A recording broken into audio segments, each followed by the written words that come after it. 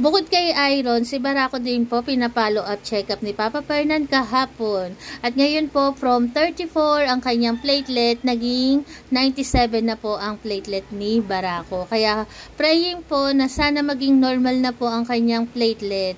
Kasi ang normal range po ng platelet ay 200 to 460. Kay Barako po ngayon ay 97 lang. Kaya praying po na sana tumaas po ang kanyang platelet. Ganon din po kay Iron. Si Iron naman po ay 1.6 ang kanyang creatinine. Kailangan po ay maging 1.3. At dahil po sa hindi sinasadyang pagkakataon, nandun po pala si Sir Tristan sa bet, sa Hamir bet. Kaya naman ayan, tuwan-tuwa si Papa Fernan kasi na-starstruck po siya kay Sir Tristan. Mabait pala si Sir Tristan. Noong araw po, gusto rin ni Sir Tristan na pumasok si Fernan sa kanya bilang isang dog trainer. Dati po kasi nag-chat si Fernan pero hindi nababasa ni Sir Tristan. Tapos may time po nung nakilala si Barako, tumawag nga po si Sir Tristan kay Fernan. Gusto siyang kunin na maging dog trainer.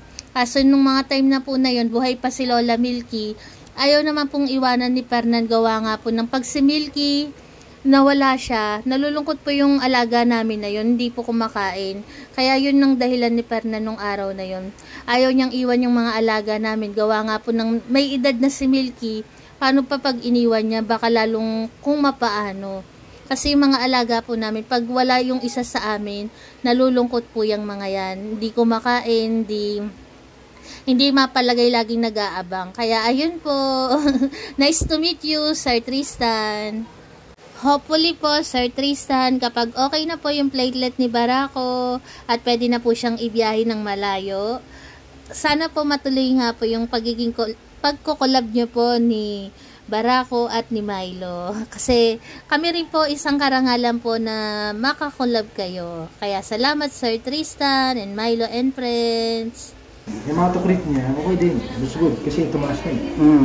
Platelet niya, 34, pataas pa lang, 97. Nagagamot pa ata siya.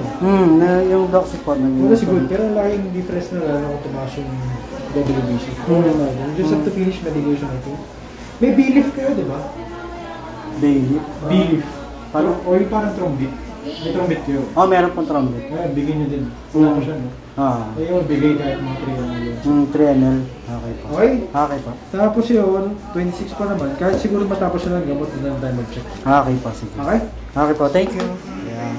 Nagkita na naman po si Tita CJ at si Barako. Siyempre, kasama si Tito Adjo. Ayan. Magandang araw po sa inyo. Magandang hapon sa lahat. Ayan, ngayon po, tapos na po kaming masibisi ni Barako. Maganda naman po yung mga naging good sign po ni Barako ngayon. Naging improve na po yung kanyang lahat ng mabababa dati na nakita sa kanya. Ngayon tumaas na po siya ngayon. At malaking improvement po yan para po kay Barako. At syempre, natutuwa kami kasi nakita ko po ngayon dito si Sir Tristan ng Milo and Friends. Hindi po namin akalain na dito po kami magmi-meet sa Hamir Veterinary Clinic. Kaya kami po ay masayang-masaya at nagkaroon po ng double purpose yung aming pong pagpunta po dito sa Hamir Veterinary Clinic. Kaya kasi once in a lifetime po na-meet po namin si Sir Tristan at natuwa po siya kay Barako. Kaya talagang nakakatawa naman po at nakakataba rin ng puso na talagang ipinopromote din po kami talaga ni Sir Tristan. Kaya ayan po, maraming po salamat sa lahat at God bless! Pugay ka man!